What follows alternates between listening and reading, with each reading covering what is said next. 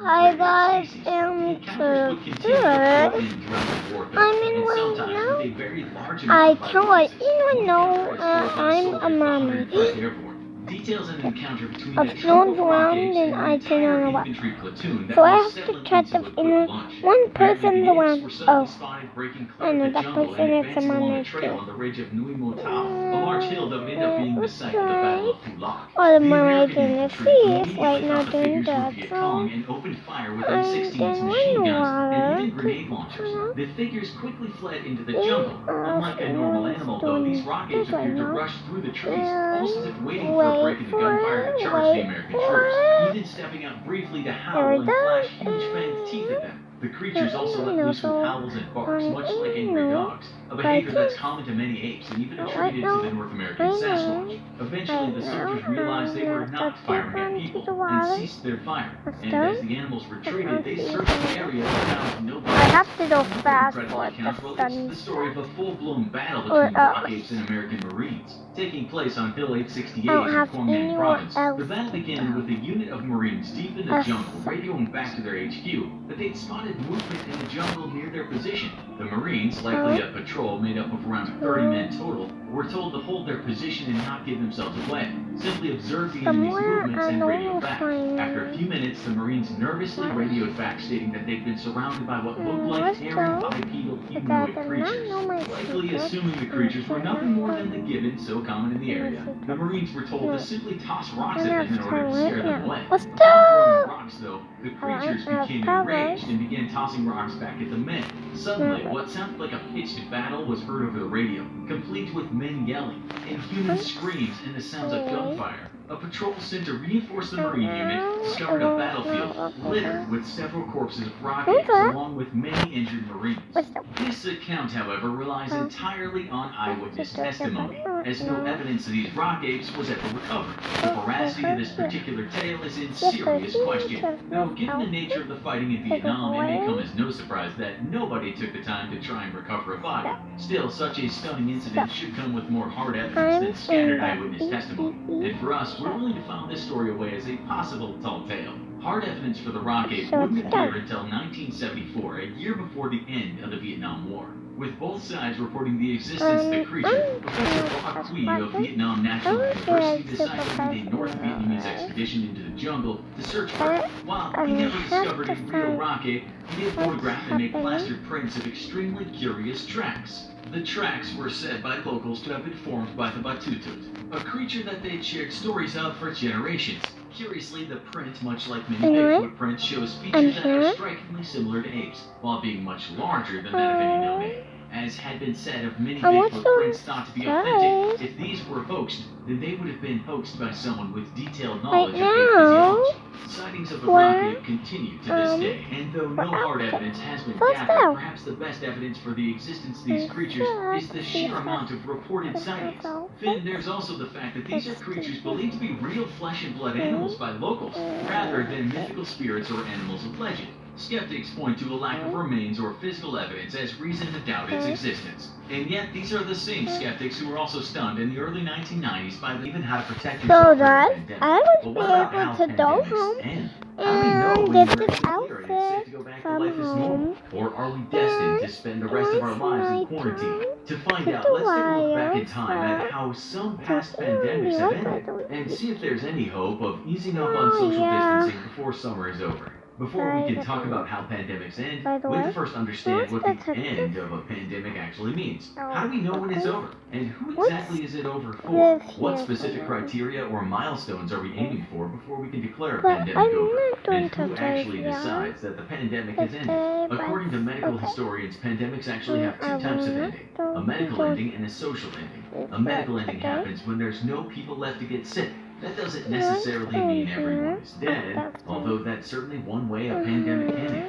An outbreak can be ended medically when the infection can no longer spread, either because a significant percentage of people are immune or have been vaccinated, or even because of strict social distancing measures making it impossible for the infection to find new victims. The dreaded bubonic bubonic plague is the perfect example of a From the pandemic bed. ending medically Okay. because the disease ran out of victims. There have been 3 major outbreaks of the plague in history. The first one, called the Plague of Justinian, wiped out nearly half the world's population in the 6th century. Why? It only ended when there was Because no one left to you die. connected The death rate to was so high, and some experts theorized that the survivors must have been largely immune. It's So eventually right the now outbreak we're ended when right it ran out of new victims. born, The but second and I most don't famous know outbreak was started why in my China in mom woke me 1331, up killing half the this population, late. then spreading to Europe, Still North Africa, and the nighttime. Middle East. But The why? disease killed When 200 my mom million just people laid in me 4 out years, wiping the out light roughly 1/3 of the European right population. now, Fun fact, we had this while particular you pandemic to leave thank for the whole a idea of child quarantine. During the medieval outbreak, outside people were by still clueless about how yourself. diseases really My spread, mom but said they go were starting to outside, catch on to the you're idea being that being bad, in close proximity stay to an out infected here person till was a the great whole way to get night. sick. The city of Venice And started so, making newly arrived sailors stay on their ships uninterrupted for a though, period of time after arriving in port Mom before they could gently enter the picked me city. up At first it was in the 30 house days, for but it was one eventually day. increased to 40 days, After a period I of time called over to the quarantine. house During again. later flare-ups of the disease in the My 1500s, England mom imposed said the I have first to quarantine get my laws. own Any house. home with an infected person in it was required to mark their house with a white It's gonna pole be and up carry the there, pole with them in and public so that other people could avoid there them. is England not took gonna things a step further during another inside flare-up in 1665 and banned all public so entertainment and gatherings. That sounds awfully not familiar. that On top of these new easy. quarantine measures, the medieval plague outbreak also planted the early It's seeds of going social distancing. As the one plague spread and the death toll continued to wonderful. climb, many people took shelter in their homes Why and hid do I out have from to the take a disease. boat? Of course, we also saw the first glimpses of the difficulties of getting people to stay at home. As the plague ravaged Italy, many were determined to live it up before the end. Defiant revelers took to the streets, Who turned drinking, up? dancing, and singing even as the bodies piled up around them. The last major outbreak of the plague started in China in The 1855 and once again spread across the world. After it killed 12 million people in India, entire neighborhoods were burned to the ground in a desperate effort to stop the disease, even though no one knew at the time that it would even help. Experts aren't sure exactly why the outbreak ended. Perhaps the plague ran out of victims, or the colder weather weakened it, or it could have mutated and become less deadly. Each of these outbreaks eventually did end, but the disease wasn't gone. In fact, it's still around today. Plague outbreaks are endemic among prairie dogs in the southwestern U.S., and from time to time, it even makes its way to humans. Dr. Frank Snowden, a Yale historian, has a friend who contracted the plague in the U.S. a few years ago from a dog that had been infected with plague-ridden fleas. Remember earlier when we said there are 2 ways that a pandemic can end? We just talked about the many ways that a pandemic can medically end, but pandemics can also have a social ending. According to Dr. Jeremy Green, a historian of medicine at Johns Hopkins, when This people has ask, this when will this puppy end? dumpy one. They're asking about the social end. Wait, A social end to the pandemic doesn't mean the disease is gone. Everyone's It just means that people have learned to live with it. mother A pandemic can end socially when people stop fearing the disease, become sick of quarantine restrictions, and decide they're willing to risk getting the disease to go on with daily life. The infamous Spanish flu outbreak of 1918 is a great example of a social end to a pandemic. The aggressive and deadly strain of the flu virus that tore across the globe and killed millions prompted one doctor to say that it demonstrated the inferiority of human inventions in the destruction of human life. And that's saying a lot, considering the world was in the midst of the bloody trench battles of World War I at the time of the outbreak. The virus eventually mutated into a less severe form of the flu, and medically the pandemic slowly tapered off, even though the disease definitely hadn't gone away. But the pandemic ended socially even while the disease continued to wreak havoc. By the time World War I was over, people everywhere were sick of death and tragedy, and they were ready for a fresh start. After the horrors of war, people were willing to risk disease to return to normal life as soon as possible. The fact is, it's not an either-or situation. Pandemics don't end medically or socially. Most end socially before they end medically. And a true medical ending is actually nearly impossible. In most cases, we learn to live with the disease and manage its spread to prevent widespread outbreaks. But it's rare that a disease is truly medically eradicated. Smallpox is one of the very few exceptions. Smallpox had plagued the world for more than 3,000 years, and 30% of those who contracted the dreadful illness died a painful death. In 1633, shortly after the first European explorers arrived in the New World, a smallpox epidemic devastated the native populations. The disease had arrived with the explorers, and since none of the native people had any kind of immunity against the disease, it spread like wildfire, killing up to 90 to 95% of the native population in some of the hardest hit areas. There are a few different reasons why our efforts to fight smallpox were so successful. The most important development was the discovery of a successful lifelong vaccine. The disease's unusual symptoms, a rash that turns into pus-filled spots, which crust and then fall off, also made it easy to identify the illness, and infected people could be quarantined quickly, limiting the spread of the disease. Another thing that helped defeat smallpox was the fact that it can't be transmitted by animals, meaning that once the disease was eliminated in humans, we no longer had to worry about it continuing to circulate and mutate in animals and re-emerging as a threat in the future. All of these factors combined to make smallpox one of the few diseases that we can now confidently say has been medically eradicated.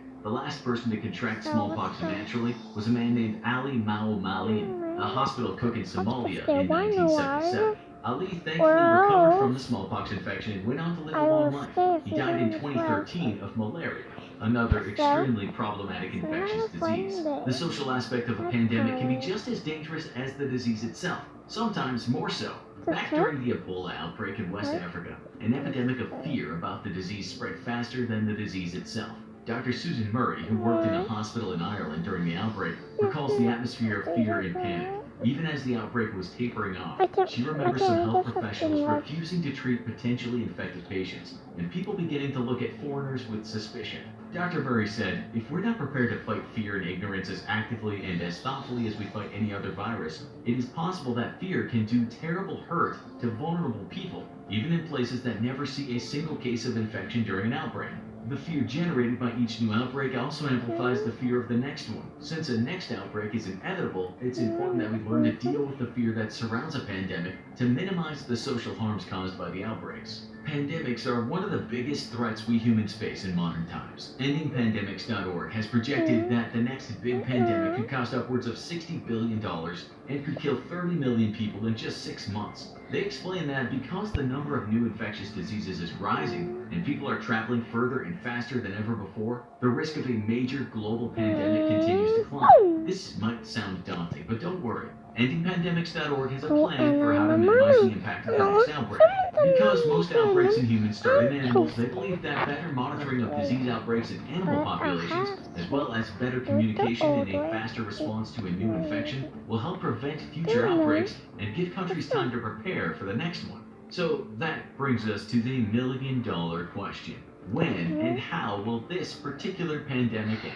Well, it won't medically end, at least until we have a vaccine. And then it'll take time to vaccinate the whole world and be able to say the pandemic is medically over. Even then, we still need to be watching out for new strains of the virus. Socially, though, it looks like this pandemic could end quite soon. Regardless of whether it's medically safe or not, people are getting frustrated with social distancing and quarantine measures, and the economic and social impacts of months of shutdown are starting to scare people more than the disease itself. The end of the pandemic won't be a sudden victory. Even if a vaccine is developed, it will take time to get the whole world vaccinated. Before that happens, the pandemic will likely start to end socially.